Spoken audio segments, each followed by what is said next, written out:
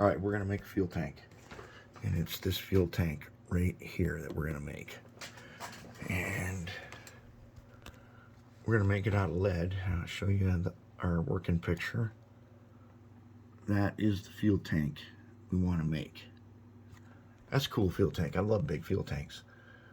So I figured out how we're going to do this. Let's go ahead over here and come to the workbench. Okay. Here's how we're going to do it. So I took some thin lead. I measured it and cut it off. Now you can do this out of oyster tin. You could do this out of tin foil. I'm going to do it out of lead and goop it in place. So on the frame here, I've shimmed it out a little bit, and I'm going to have to file these edges so that they fit on there here. And when I'm done, it should look like this.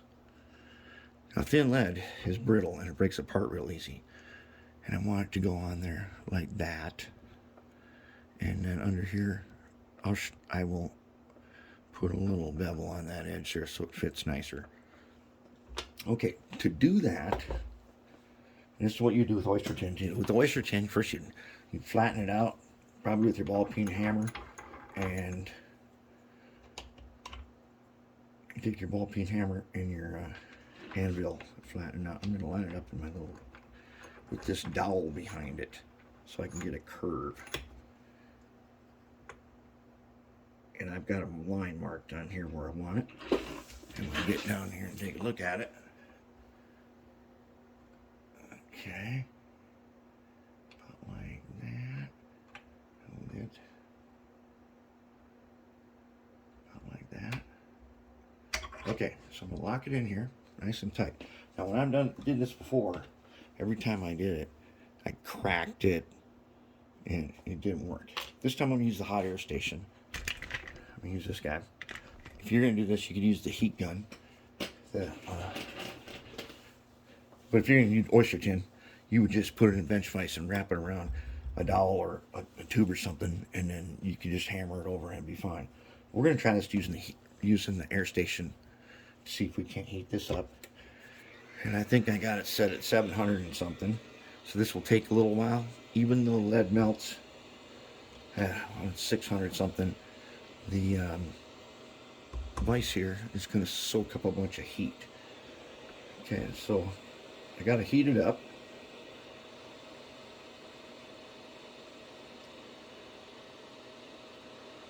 I think I'm actually going to turn it up.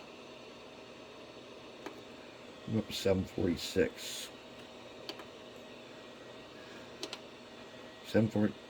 747.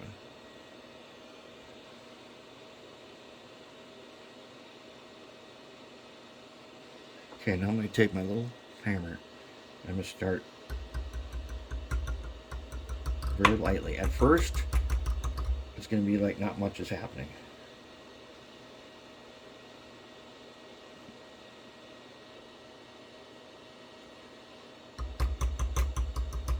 But yep, it is bending.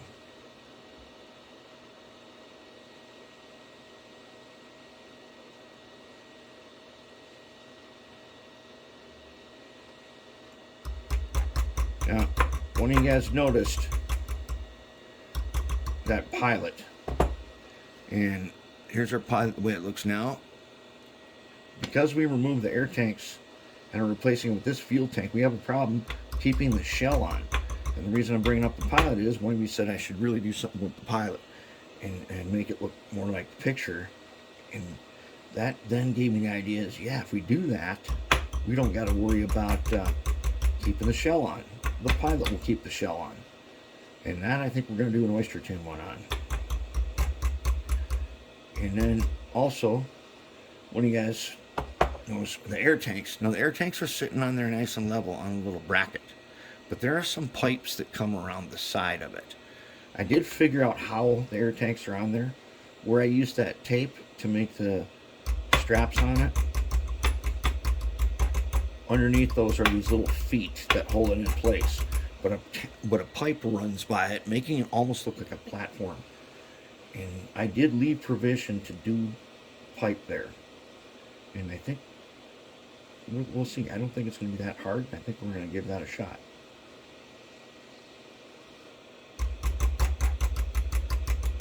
See how we're going over it nice and slow?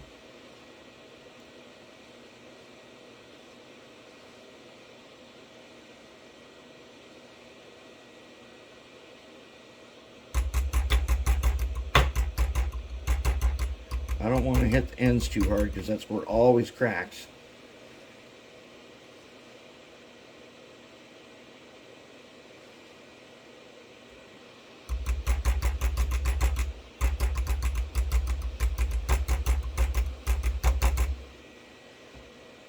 Now this lead was given to me by a friend who got it out of an old printing press, so I got a pail full of it, of different lengths, widths, and thicknesses.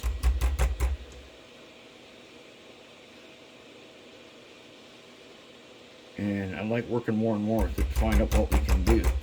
But otherwise, oyster tin. Oyster tin would be how we would do this normally. And I wanted to give this another try.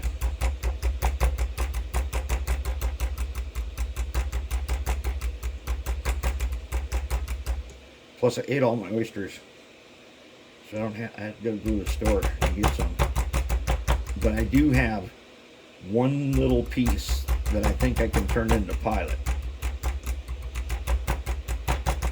Oh, see now it's starting to fold over. Ooh, I hope that's not a crack right there.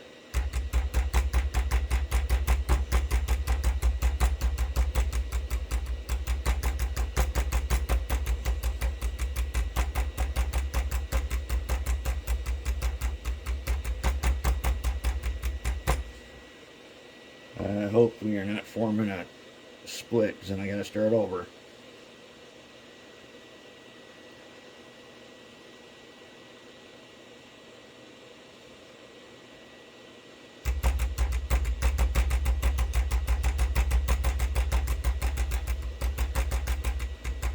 Takes some patience to do this, but I think our result is going to make it worth it.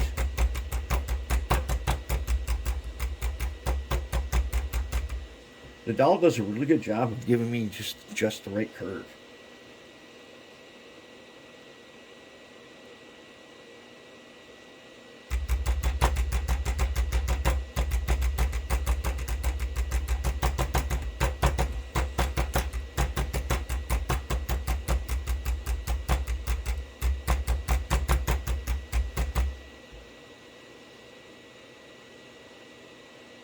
I tried heating this up with the heat lamp, which got it really, really hot. But as soon as I put it in the vise sucks up all the heat.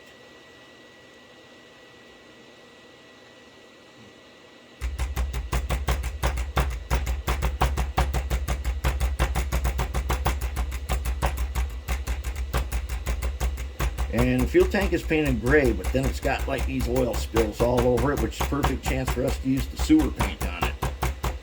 That's going to look good. Oh yeah, I think we're getting it. I think we're about there. Which is good, because I see one little divot there that I don't really like.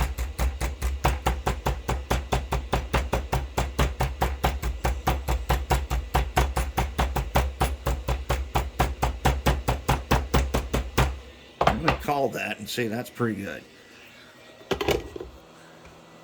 Yeah, let's give it a sec. A little warm. I'm going to take it out with this. And I think we got it. That is going to be our fuel tank. Our second one. So now I'll go ahead and shave that up. And then we are going to be ready. Okay, now, special preview. If you've made 9 minutes so far. I think most of you saw this coming.